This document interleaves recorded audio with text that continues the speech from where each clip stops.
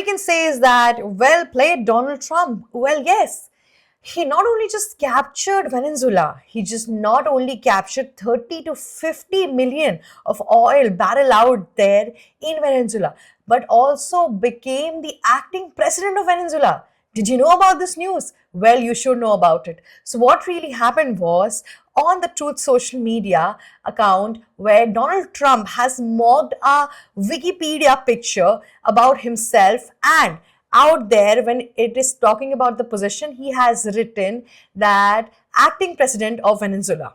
Yes, that was his whole plan in the whole meanwhile, where he was claiming that he's going to do all the justice with whatever Venezuela people have gone through and whatsoever.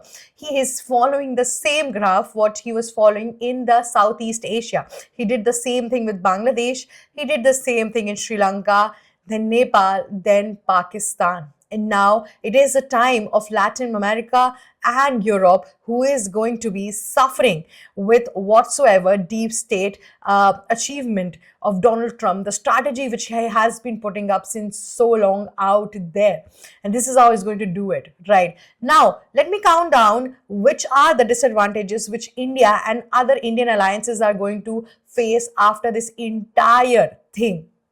First of all, this is the first one, that if the oil barrels gets into the hand of Donald Trump, he is going to again target India. He's again going to tell India that you don't need to buy Russian oil, and if you do so, we are going to implement 500% of tariff. And he is going to emphasize India to buy the Venezuela oil, which is hard in nature and is going to be much more costlier for India than how much easy and cheaper Russian oil were. Now, coming up in the whole oil market, right now the inflation would be high, and also the prices, and there would be a downfall in the oil stock market right now. After the time when Donald Trump has taken up with the Venezuela crude oil, after that point of time, oil market has been depleting like anything right now. Not just that, earlier Venezuela was giving 70% of the oil to China. In China was heavily helped by it, but now that China is not getting the access, now that China is not getting the crude oil from Venezuela and US has captured it, China is going to be furious enough. In that furious enough, he's going to take back his allies such as Russia, North Korea and other Asian countries. But out there, India would be in a position where India has to choose which side they will take, and this is going to be a big problem. But because India has always believed in multipolarism, but if the world will go against the war, then one side has to be chosen. It is not the time of Cold War where our former Prime Minister Pandit Jawaharlal Nehru did not take a stand. At that point of time, India wasn't like the fourth greatest economy in the world. Not the GDP was flowing around like anything, did not have that much of power. But now their alliances are going to seek the answers, and their alliances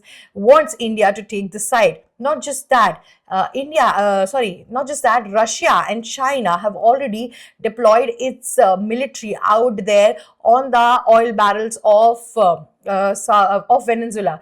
Now, this is going to be a war-like situation between US versus China and Russia and other countries which are in association with Venezuela and have good allies with Nicolas Maduro. Not just that, these were the geopolitical stuff. Now gets into this entire thing. How is Venezuela reacting on this whole thing which is coming up? Well, the acting president out there, who has become the president after the interim government was formed in Venezuela, has denied this like anything. They are like, whatever is happening in Venezuela and whatever oil asset we have is of Venezuela.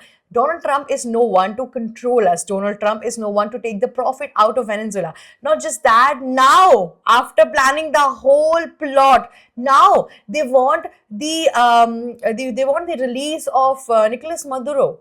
I mean, how can you be acting such a fool?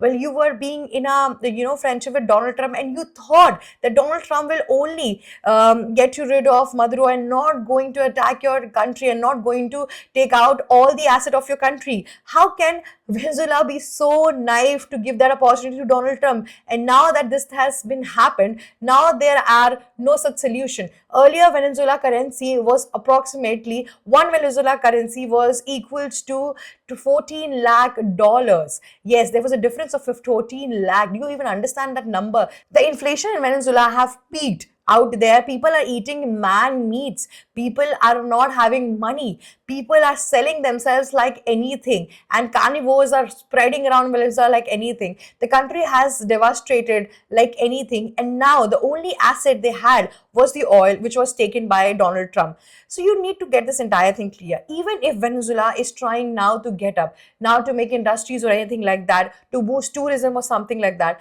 but they want right now, they want is the money to make all of this. All of this takes time. You cannot build it in 1 month or 2 months. It takes time. And the biggest thing which Venezuela was having, oil, was already governed by US, and now he has captured it all. US President Donald Trump has just fascinated with the fact of becoming president of a lot of countries, that is for sure. He wants to annex Greenland also. Then he is also threatening Denmark also. Then on the other hand, he is going to Middle East, Iran as well. Now, I don't know. I think he has been taking this whole lessons from Netanyahu, the same way Israel's Netanyahu was attacking 5 countries at the same point of time: Lebanon, Yemen, Palestine, and other many more other countries. Now, if you see, he is doing the same thing. On the other hand, he has crushed a war with Venezuela, then Iran, then Denmark, then Greenland. There are so many places, and now we have been also listening this whole thing that he is also threatening Cuba as well for their oil asset. So basically, Donald Trump has been trying to get this oil business into their own pockets, and not just that, he wants to capture the oil of the entire world. It feels like that. Now on this whole thing, it is a big thing that how Middle East is going to react on the entire thing, because if he gets the hold on the oil, it's just not Russia who's going to get devastated like anything. Russia still has weapons and arms to sell in the world and still get money out of it. But Middle East major thing which they are having and they run is oil, and that is going to be a big problem for them also, petrol out there. So let's just see what happens. That's all for today. If you like such geopolitical scoop, do not forget to like, share and subscribe Global Shark. This was Shivi Chitranshi signing off.